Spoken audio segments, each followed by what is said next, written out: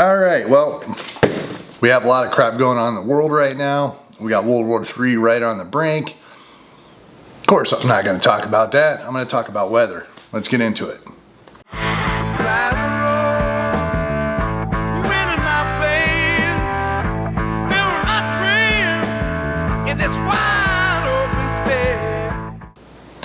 Hey, what is up? How are you guys doing? Thank you for checking out this video. Support for the channel is awesome. Big thumbs up for that. I'm not in it for the money, but it's cool that people watch the videos, even if it's only a few. Maybe I can change somebody's mind, or maybe I can teach something to somebody. So I want to talk about weather today. I want to talk about weather in a grid down situation, SHTF, no power, no weather channel, no phone, anything like that. How are you going to understand what's going on with the weather? And the best way to do it is, well, just look up. Look at the skies. Right now I'm looking at it, I'm seeing some altocumulus outside right now, and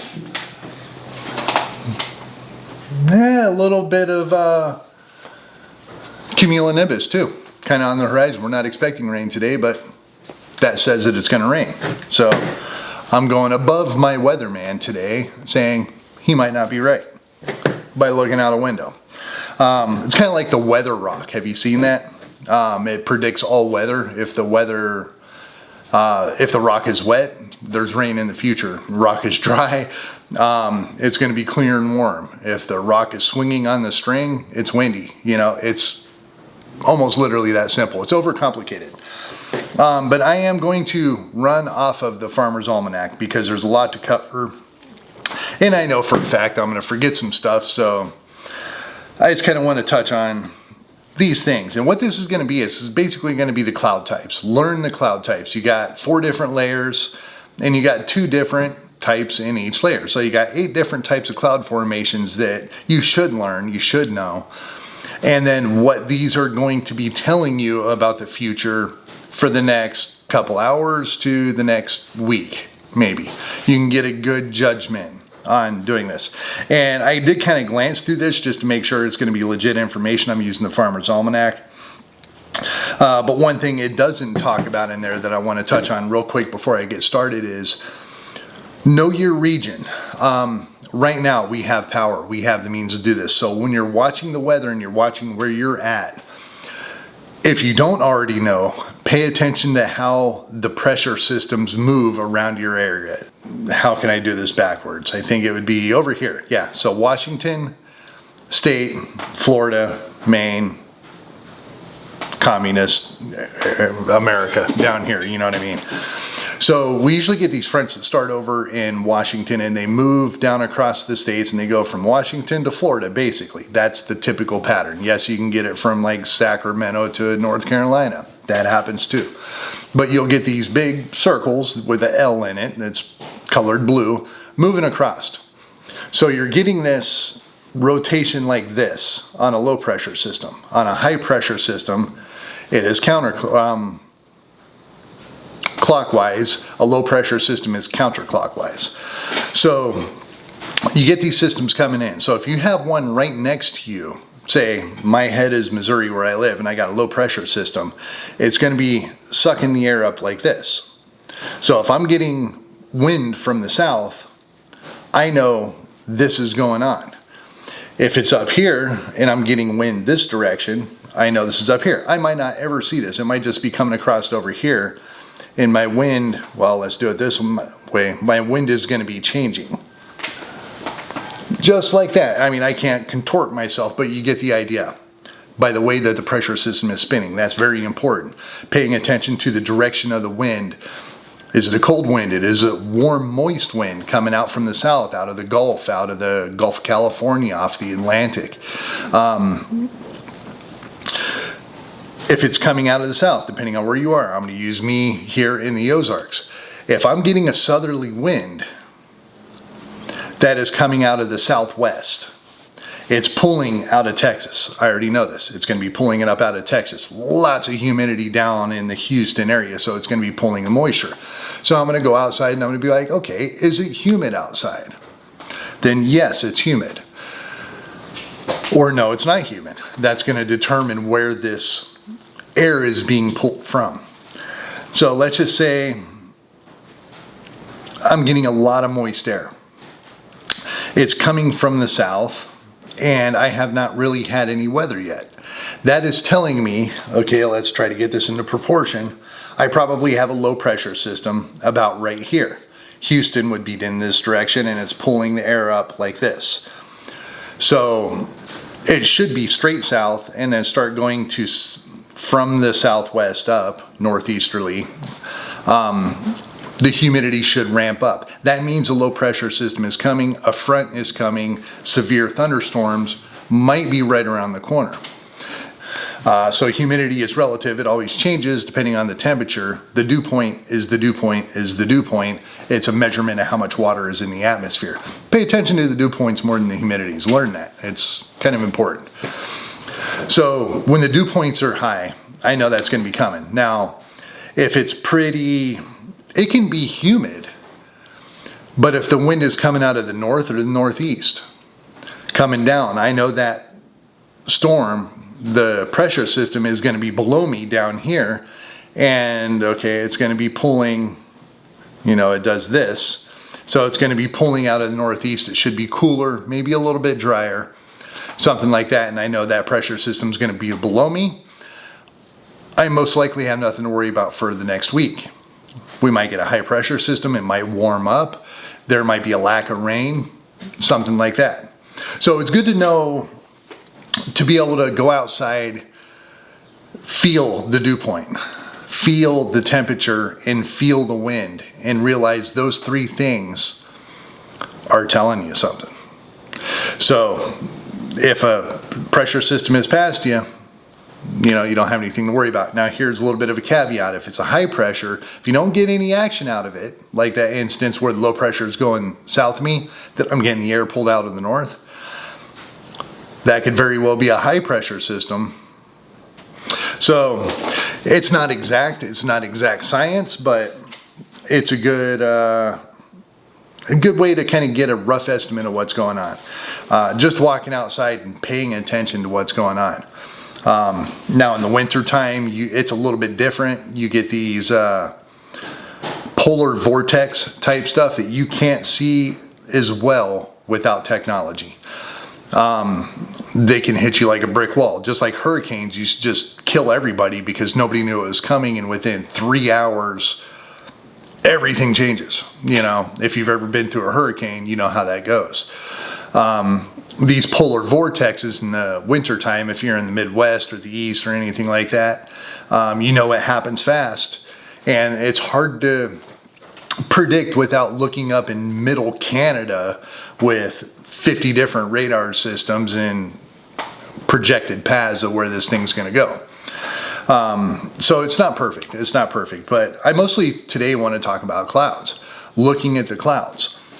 You can tell a whole lot about clouds, and I am going to use my Farmer's Almanac because I'm going to cheat on this, and I'm afraid I'm going to miss something. So looked over most of it. They didn't touch on that part of it, so I want to tell you about that you can just tell a whole lot by going outside. Right now it is pretty humid. It's been a little bit different lately. We've had pop-up storms, which aren't normal here, and the wind has been doing nothing. So very hard to predict.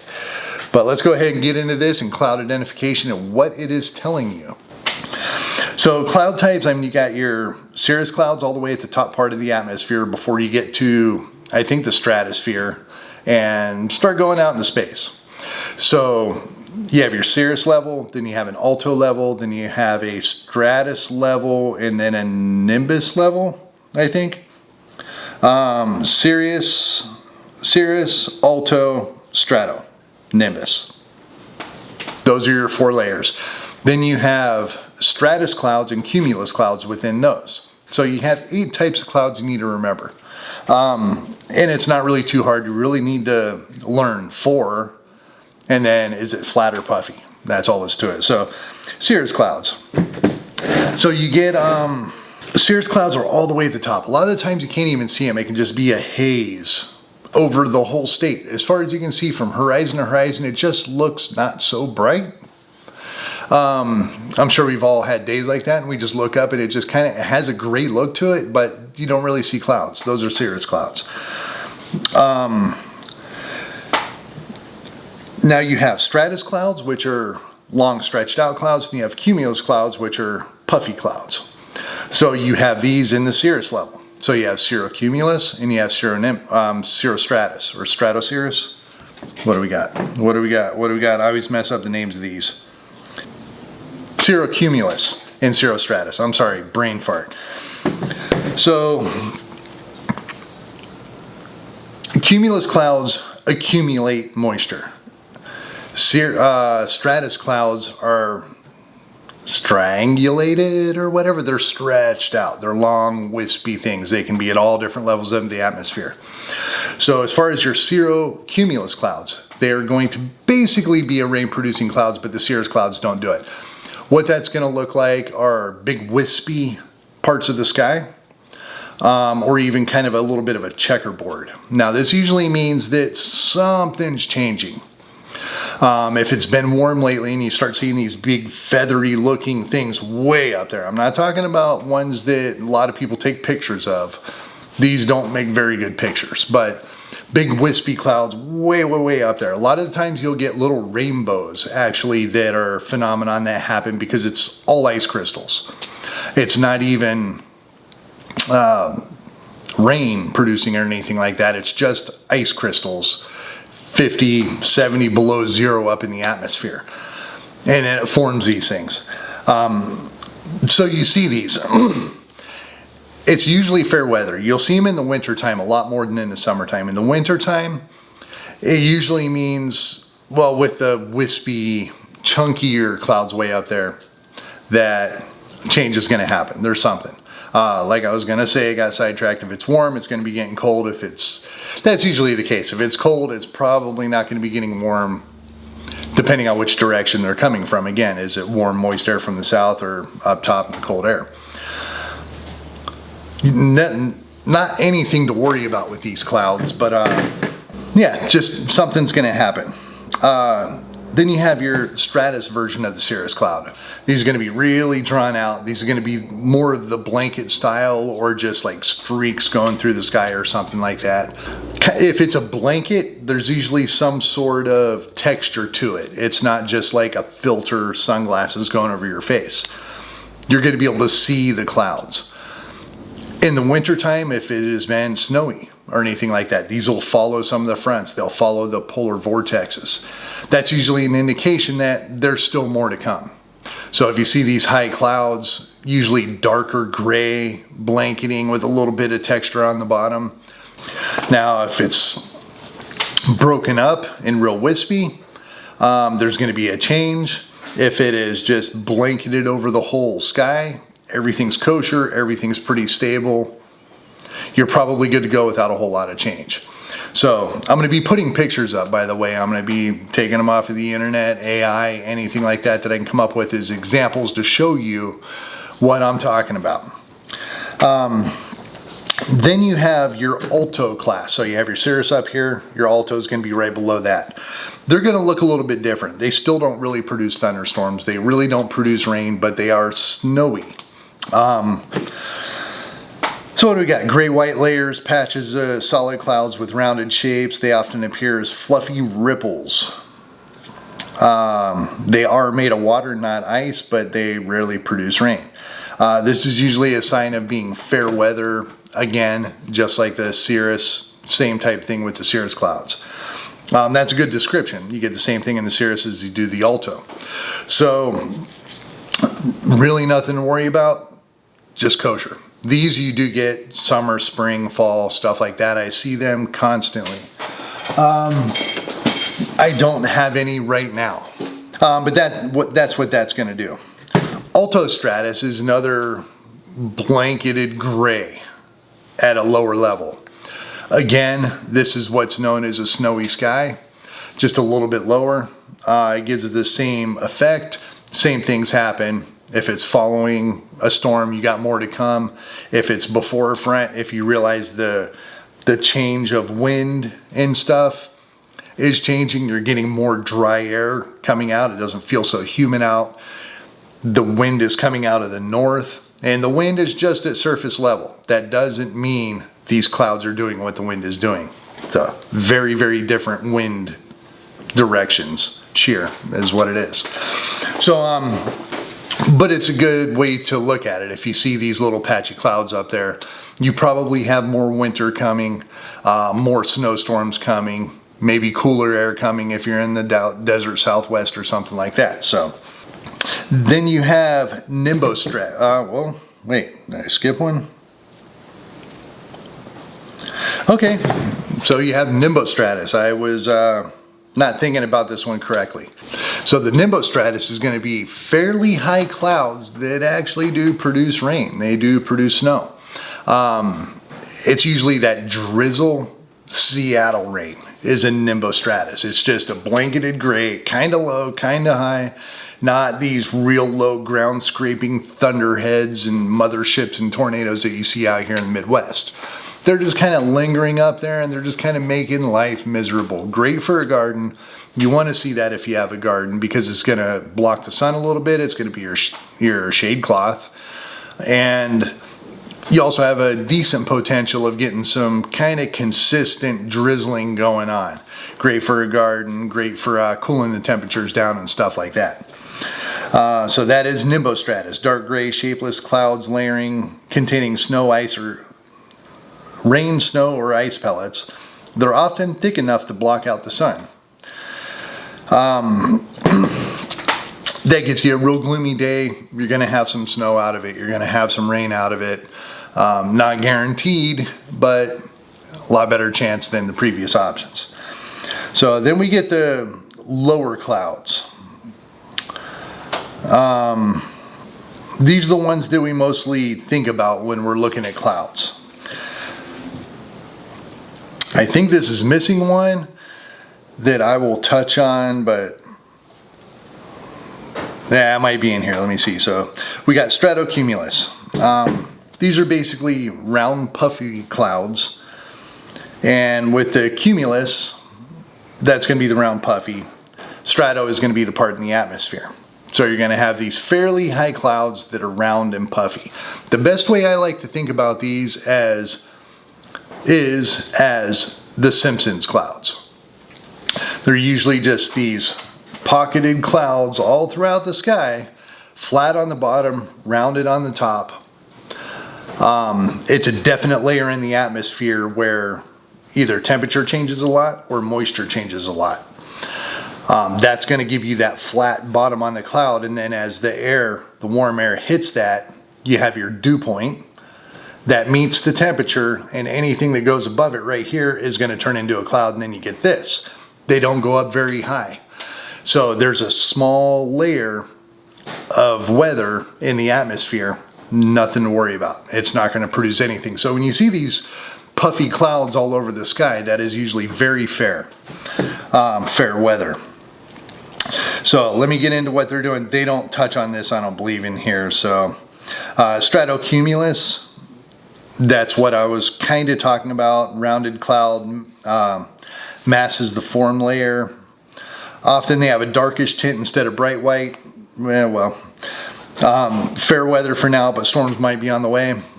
Okay, well, if they're white and puffy, fair weather. If they're getting a little bit of dark on the bottom of it, that might be a little bit of rain being on the way.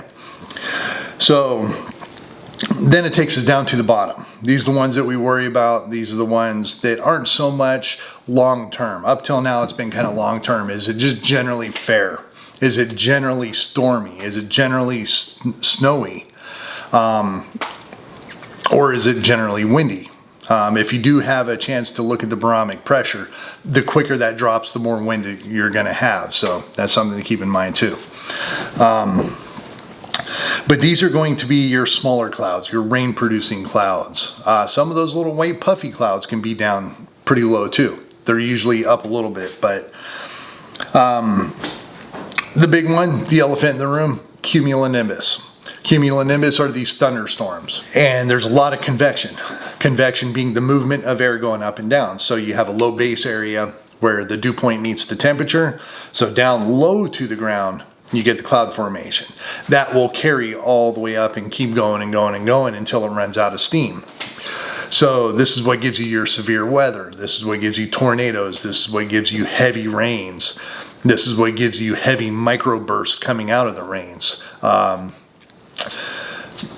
They can create a small little front of their own, an outflow boundary that can create more storms in other areas. So they're very, very powerful. Usually associated with heavy rain, lightning, all the good stuff that anybody that likes weather enjoys. It is the typical thunderhead. So what's they say about that? Large, dark, vertical clouds with bulging tops that grow to towering heights on hot, humid days. So we've actually had a lot of pop-up storms here lately, similar to what they are in Arizona. Here, everything is frontal. Everything comes with a front, a line from Michigan all the way down to Texas. It blasts us for a couple hours and moves down to Florida and the Carolinas. We don't get these heat-generated storms. But lately, it has been extremely hot here in the Ozarks. We all know that, right?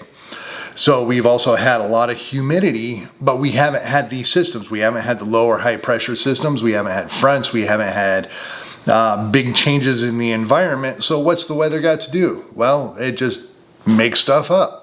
So how does it make stuff up? It just says, I'm going to pop a cloud up right here because I've got a lot of heat, I've got a lot of humidity, and I ain't going anywhere. I'm all dressed up and nowhere to go, so I'm just going to go ahead and make this happen. So what to do? It pops up a pillar. You see these a lot on the coastlines, like down in Florida and stuff like that. You'll just see these pillars lined up on the horizon coming in from the shore because there's no fronts out there, but you got a lot of heat. Obviously, you got a lot of humidity. So you get these pillars that pop up.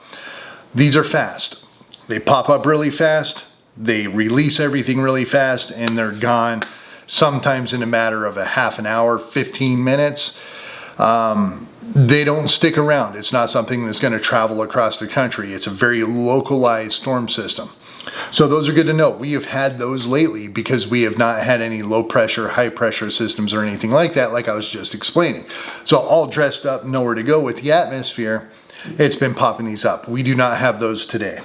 But last night, the last 2 days, we've gotten some rain. This has been these pop-up showers. Technically, it's a cumulonimbus cloud, but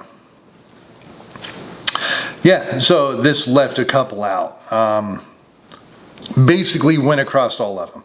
Now you don't, well you do. You get stratocumulus down low, which is usually around cumulonimbus.